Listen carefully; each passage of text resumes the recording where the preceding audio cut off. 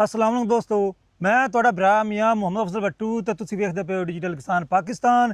ਕਿਸਾਨ ਵੀਰ ਭਰਾਓ, ਆਪਾਂ ਜਨਾਬ ਮੌਜੂਦ ਹਾਂ ਮਕਈ ਦੇ ਖੇਤ ਵਿੱਚ। ਇਹ ਚੈੱਕ ਕਰ ਸਕਦੇ ਹੋ, ਮਕਈ ਦਾ ਡਿੱਗ ਲੱਗਿਆ ਹੋਇਆ ਹੈ। ਇੱਥੇ ਜਨਾਬ ਮਕਈ ਦਾ ਟ੍ਰਾਇਲ ਲੱਗਿਆ ਹੋਇਆ ਸੀ ਨਵੇਂ ਬੀਜ ਦਾ, ਤੇ ਸਾਡੇ ਨਾਲ ਹਮਜ਼ਾ ਭਾਈ ਮੌਜੂਦ ਹੈਗੇ ਨੇ। ਉਹ ਦੱਸਦੇ ਨੇ ਵੀ ਕਿਹੜਾ ਬੀਜ ਲੱਗਿਆ ਹੋਇਆ ਹੈ ਤੇ ਇਹਦੇ ਬਾਰੇ ਮੁਕੰਮਲ ਮਾਲੂਮਾਤ ਦਿੰਦੇ ਨੇ, ਕਿਉਂਕਿ ਜਿਹੜੇ ਕਿਸਾਨ ਵੀਰ ਭਰਾ ਨੇ ਉਹ ਹਰ ਸਾਲ ਚਾਹੁੰਦੇ ਨੇ ਵੀ ਉਹਨਾਂ ਨੂੰ ਨਵਾਂ ਬੀਜ ਲੱਭੇ ਤੇ ਉਹ ਬੀਜ ਲੱਭੇ ਜਿਹਦੀ ਪੈਦਾਵਾਰ ਵੀ ਜ਼ਿਆਦਾ ਆਵੇ ਤੇ ਮੌਸਮ ਦਾ ਵੀ ਮੁਕਾਬਲਾ करे। तो आओ चलिए गल करिए। अस्सलाम वालेकुम जी भाईजान, की हाल चाल है सर? बहुत शुक्रिया, ठीक है जी। ਤੇ ਸਰ ਸਾਡੇ ਕਿਸਾਨ ਵੀਰ ਭਰਾਵਾਂ ਨੂੰ ਇਹ ਨਵੀਂ ਵੈਰਾਈਟੀ ਦੇ ਬਾਰੇ ਦੱਸੋ ਜੀ। अफजल भाई बहुत शुक्रिया जी तशरीफ़ आवरी दा ताड़ा। मेरा नाम है जी हमजा तारिक और मैं STSM हवेली इलाका पाइनियर पाकिस्तान में काम कर रहा हूँ जी। हम लोग इस टाइम जिस प्लॉट के अंदर मौजूद हैं ये जी शाहकार का प्लॉट है। जैसा कि जी नाम से ज़ाहिर है जी शाहकार, इसका जी हर दाना जानदार है जी। ਅਸੀਂ ਜੀ ਪਲਾਟ ਤੋਂ ਸ਼ੁਰੂ ਕਰਦੇ ਹਾਂ ਜੀ। ਪਲਾਟ ਦੇ ਵਿੱਚ ਜੀ ਸਭ ਤੋਂ ਪਹਿਲੇ ਅਸੀਂ ਦੇਖਦੇ ਹਾਂ ਜੀ ਇਹਦਾ ਜਿਹੜਾ ਪਰਦਾ ਹੈ ਜੀ ਉਹ ਖੁਸ਼ਕ ਹੋ ਗਿਆ ਜੀ, ਮੁਕੰਮਲ ਸੁੱਕ ਕੇ। ਪੌਦਾ ਜੀ ਐਂਡ ਤੱਕ ਸਰਸਬਜ਼ ਤੇ ਹਰਾ ਹੈ। ਉਸ ਤੋਂ ਬਾਅਦ ਇਹਦੀ ਹਾਈਟ ਦੇਖ ਸਕਦੇ ਹਾਂ ਜੀ, ਤਕਰੀਬਨ 12 ਫੁੱਟ ਦੇ ਰਾਉਂਡ ਅਬਾਊਟ ਇਹਦੀ ਹਾਈਟ ਹੈ ਜੀ, ਜਿਹਦੀ ਵਜ੍ਹਾ ਤੋਂ ਇਹ ਮਕਈ ਜਿਹੜੀ ਆ, ਇਹ ਵੈਰਾਈਟੀ ਜਿਹੜੀ ਆ, ਇਹ ਸਾਈਲੇਜ ਵਾਸਤੇ ਜੀ ਬੜੀ ਮੌਜੂ ਆ। ਠੀਕ ਹੈ ਜੀ। ਸਾਡੇ ਚੰਦ ਇੱਕ ਦੋਸਤ ਐਸੇ ਵੀ ਆ ਹਵੇਲੀ ਦੇ ਵਿੱਚ ਜਿਨ੍ਹਾਂ ਨੇ ਇਹਦੀ ਸਾਈਲੇਜ ਦੇ ਵਿੱਚ ਪੈਦਾਵਾਰ 600 ਮਨ ਤੋਂ ਜ਼ਿਆਦਾ ਹਾਸਿਲ ਕੀਤੀ। ਅੱਛਾ ਜੀ ਸਰ, ਜ਼ਬਰਦਸਤ। ਤੇ ਉਹਦੇ ਵਿੱਚ ਜਿਹੜਾ ਸਭ ਤੋਂ ਇੱਕ ਅਹਿਮ ਚੀਜ਼ ਹੈ, ਇਸ ਸਾਲ ਸਾਈਲੇਜ ਦਾ ਜਿਹੜਾ ਰੇਟ ਆ ਉਹ ਵੀ ਤਕਰੀਬਨ 400 ਰੁਪਏ ਫੀ ਮਨ ਤੱਕ ਗਿਆ ਵਾ ਜੀ। ਉਹਦੇ ਵਿੱਚ ਜ਼ਿਮੀਂਦਾਰ ਨੇ ਇੱਕ ਬੜਾ ਅੱਛਾ ਪ੍ਰੋਫਿਟ ਜਿਹੜਾ ਉਹ ਕਮਾਇਆ। ਉਸ ਤੋਂ ਬਾਅਦ ਜੀ ਟਾਂਡਾ ਸਰ ਸਬਜ਼ ਆ ਜੀ, ਜੜ ਤੁਸੀਂ ਦੇਖ ਸਕਦੇ ਹੋ ਜੀ ਇਹਦੀ ਮਜ਼ਬੂਤ ਹੈ ਜੀ। ਫਸਲ ਸਰ ਸਬਜ਼ ਖੜੀ ਹੈ ਜੀ। ਸ਼ਾਹਕਾਰ ਦਾ ਜੀ ਹਰ ਦਾਣਾ ਜਿਹੜਾ ਵਾ ਉਹ ਜਾਨਦਾਰ ਹੈ। ਤੁਸੀਂ ਇਹ ਦੇਖ ਸਕਦੇ ਹੋ ਜੀ, ਇਹਦੇ ਦਾਣਾ ਕੋਈ ਵੀ ਐਸੀ ਇਸ ਟਾਈਮ ਮਾਰਕੀਟ ਦੇ ਵਿੱਚ ਵੈਰਾਈਟੀ ਨਹੀਂ ਹੈ ਜਿਹਦੇ ਵਿੱਚ ਕੋਈ ਦਾਣਾ ਜਿਹੜਾ ਵਾ ਇਹਦੇ ਤੋਂ ਬੜਾ ਜਾਂ ਇਹਦੇ ਤੋਂ ਬੋਲਡ ਗ੍ਰੇਨ ਹੋਏ ਜੀ। ਇਹ ਤੁਸੀਂ ਦੇਖ ਸਕਦੇ ਹੋ ਜੀ, ਇਹ ਦਾਣਾ ਹੈ ਜੀ, ਇਹ ਬਹੁਤ ਹੀ ਮਜ਼ਬੂਤ, ਮੋਟਾ ਤੇ ਜਾਨਦਾਰ ਦਾਣਾ ਜੀ। ਠੀਕ ਹੈ ਜੀ। ਉਸ ਤੋਂ ਬਾਅਦ ਜੀ ਅਸੀਂ ਅੱਗੇ ਆਈਏ ਤੇ ਅਸੀਂ ਜੀ ਇੱਥੇ ਦੇਖ ਸਕਦੇ ਹਾਂ ਤੇ ਇੱਥੇ ਜੀ ਟੁਕਲਾ ਨਿਹਾਇਤ ਹੀ ਬਰੀਕ ਤੇ ਜੀ ਇਹਦਾ ਜਿਹੜੀ ਛੱਲੀ ਆ ਇਹ ਮੋਟੀ ਹੈ ਜੀ, ਪ੍ਰੋਪਰ ਮਜ਼ਬੂਤ ਛੱਲੀ ਹੈ ਜੀ। ਅਸੀਂ ਜੇ ਵਜ਼ਨ ਦੀ ਗੱਲ ਕਰੀਏ ਦੀ ਸ਼ੈਲਿੰਗ ਪਰਸੈਂਟੇਜ ਤਕਰੀਬਨ 80 ਤੋਂ 85% ਹੈ ਜੀ।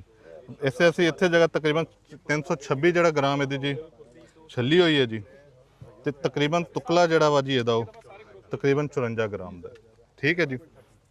ਜਦੋਂ ਅਸੀਂ ਇਹ ਜਿਹੜਾ ਵੈਰਾਈਟੀ ਹੈ ਦਾਣਿਆਂ ਤੋਂ ਭਰੀ ਹੋਈ ਵੈਰਾਈਟੀ ਹੈ ਜੀ, ਉਸ ਤੋਂ ਬਾਅਦ ਮੈਂ ਅਕਸਰ ਇਹਦੇ ਬਾਰੇ ਵਿੱਚ ਕਹਿਣਾ ਵਾ ਜੀ, ਇਹ ਜਿਹੜੀ ਵੈਰਾਈਟੀ ਹੈ ਇਹ ਵੈਰਾਈਟੀ ਗਰਮੀ ਦੀ ਸ਼ਿੱਦਤ ਨੂੰ ਸਭ ਤੋਂ ਜ਼ਿਆਦਾ ਬਰਦਾਸ਼ਤ ਕਰਦੀ ਹੈ ਜੀ। ਭਾਈਜਾਨ ਸਾਨੂੰ ਸ਼ਾਹਕਾਰ ਬੀਜ ਦੇ ਬਾਰੇ ਨਾ ਵਕਤ ਕਾਸ਼ ਦੱਸੋ ਤੇ ਇਹਦੇ ਬਾਰੇ ਖਾਸ ਕਰਕੇ ਇਹਦੇ ਤੇ ਕਿੰਨੀ ਖਾਦ ਖੁਰਾਕ ਲਾਵਣੀ ਉਹ ਵੀ ਸਾਡੇ ਕਿਸਾਨ ਭਾਈਆਂ ਨੂੰ ਦੱਸੋ।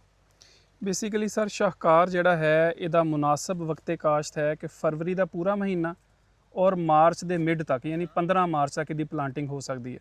ਇਹ ਬੁਨਿਆਦੀ ਤੌਰ ਤੇ ਜਿਹੜਾ ਦਰਮਿਆਨੇ ਤੋਂ ਪਛੇਤੇ ਸੈਗਮੈਂਟ ਦਾ ਇੰਤਖਾਬ ਹੈ ਅਸੀਂ ਇਸ ਤੋਂ ਕੀਤਾ ਹੈ ਕਿਉਂਕਿ ਇਹ ਹਾਈਬ੍ਰਿਡ ਗਰਮੀ ਨੂੰ ਬੜਾ ਬਿਹਤਰੀਨ ਬਰਦਾਸ਼ਤ ਕਰਦਾ ਹੈ। ਇਹਦੀ ਵਜ੍ਹਾ ਤੋਂ ਅਸੀਂ ਇਹਨੂੰ ਦਰਮਿਆਨੇ ਤੇ ਪਛੇਤੇ ਸੈਗਮੈਂਟ ਦੇ ਅੰਦਰ ਫਿੱਟ ਕੀਤਾ ਹੋਇਆ। ਮਤਲਬ 1 ਫਰਵਰੀ ਤੋਂ ਆਪਾਂ ਲੈ ਕੇ ਹਾਂਜੀ ਤੇ ਮਾਰਚ ਤੱਕ ਲਗਾ ਸਕਦੇ, ਮਾਰਚ 15-20 ਤੱਕ ਜਿਹੜਾ ਇਹਨੂੰ ਪਲਾਂਟਿੰਗ ਇਹਦੀ ਕਰ ਸਕਦੇ।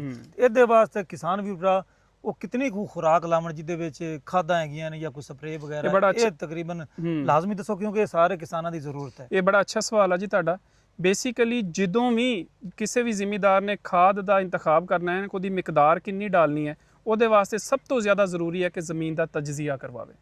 ਦੋਸਤੋ ਗੱਲ ਇਹ ਹੈ ਕਿ ਬਹੁਤ ਸਾਰੇ ਆਪਣੇ ਹਰ ਇਲਾਕੇ ਦੇ ਅੰਦਰ ਜ਼ਮੀਨਾਂ ਦੀ ਪ੍ਰੋਫਾਈਲ ਮੁਖਤਲਿਫ ਹੈ। ਠੀਕ ਹੈ ਜੀ। ਜ਼ਿਮੀਂਦਾਰ ਨੂੰ ਜਦੋਂ ਤਜਜ਼ੀਆ ਕਰਵਾਇਆ ਹੋਏਗਾ ਨਾ, ਜਿੱਦਾਂ ਇਸ ਟਾਈਮ ਗੌਰਮੈਂਟ ਦੇ ਜਿਹੜੇ ਹੈ ਲੈਬੋਰਟਰੀਜ਼ ਮੌਜੂਦ ਨੇ, ਇਸ ਤੋਂ ਇਲਾਵਾ ਜਿਹੜੇ ਐਂਗਰੋ ਕਰ ਰਹੀ ਹੈ, FFC ਕਰ ਰਹੀ ਹੈ, ਮੁਖਤਲਿਫ ਕੰਪਨੀਆਂ ਕਰ ਰਹੀਆਂ ਨੇ, ਅਗਰ ਉਹ ਤਜਜ਼ੀਆ ਹੋਇਆ ਹੋਏਗਾ, ਜ਼ਿਮੀਂਦਾਰ ਨੂੰ ਪਤਾ ਹੋਏਗਾ ਕਿ ਮੇਰੀ ਜ਼ਮੀਨ ਦੇ ਅੰਦਰ ਕਿਹੜੇ ਨਿਊਟ੍ਰੀਐਂਟਸ ਦੀ ਕਮੀ ਹੈ ਔਰ ਕਿਹੜੇ ਐਸੇ ਨਿਊਟ੍ਰੀਐਂਟਸ ਨੇ ਜਿਹੜੇ ਜ਼ਿਆਦਾ ਮਿਕਦਾਰ ਦੇ ਅੰਦਰ ਅਵੇਲੇਬਲ ਨੇ। ਜਿਹੜੇ ਜ਼ਿਆਦਾ ਮਿਕਦਾਰ ਦੇ ਅੰਦਰ ਅਵੇਲੇਬਲ ਨੇ ਉਹਨਾਂ ਦੀ ਉਹ ਪਰਸੈਂਟੇਜ ਘੱਟ ਕਰ ਲਵੇ ਉਹਨਾਂ ਦਾ ਇਸਤੇਮਾਲ, ਉਹਨਾਂ ਇਹ ਕਿ ਉਹਦੇ ਪੈਸੇ ਦਾ ਜ਼ਿਆ ਵੀ ਨਹੀਂ ਹੋਏਗਾ ਔਰ ਫਸਲ ਦੀ ਪੈਦਾਵਾਰ ਵੀ ਬਿਹਤਰ ਹੋਏਗੀ। ਇਸ ਵਾਸਤੇ ਮੈਂ ਇਹ ਰਿਕਮੈਂਡ ਕਰਦਾ ਕਿ ਸਾਡੀਆਂ ਪੰਜਾਬ ਦੀਆਂ ਜਿਹੜੀਆਂ ਜ਼ਮੀਨਾਂ ਨੇ, ਜਦੋਂ ਵੀ ਕਿਸੇ ਜ਼ਿਮੀਂਦਾਰ ਨੇ ਜਿਹੜਾ ਖਾਦਾਂ ਦਾ ਜਿਹੜਾ ਕਰਨਾ, ਉਸ ਤੋਂ ਪਹਿਲੇ ਜ਼ਮੀਨ ਦਾ ਤਜਜ਼ੀਆ ਕਰਵਾ ਕੇ ਅਗਰ ਡਾਲੇਗਾ ਜ਼ਿਆਦਾ ਬਿਹਤਰ ਪੈਦਾਵਾਰ ਆਏਗੀ।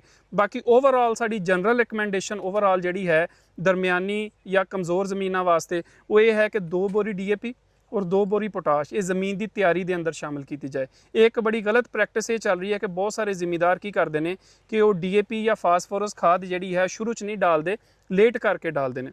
ਜਿਹੜੀ ਫਾਸਫੋਰਸ ਖਾਦ ਹੈ ਉਹਦਾ ਮੇਨ ਕੰਮ ਹੈ ਕਿ ਉਹ ਜਿਹੜੀ ਜੜ੍ਹਾਂ ਦਾ ਨਿਜ਼ਾਮ ਹੈ ਨਾ ਉਹਨੂੰ ਬਿਹਤਰ ਕਰਦੀ ਹੈ, ਜੜ੍ਹ ਨੂੰ ਜ਼ਿਆਦਾ ਲੰਬਾ ਚੌੜਾ ਕਰਦੀ ਹੈ। ਔਰ ਜਦੋਂ ਬੀਜ ਉੱਗਦਾ ਹੈ ਸਭ ਤੋਂ ਪਹਿਲੇ ਉਹ 'ਚੋਂ ਜੜ੍ਹ ਹੀ ਨਿਕਲਦੀ ਹੈ।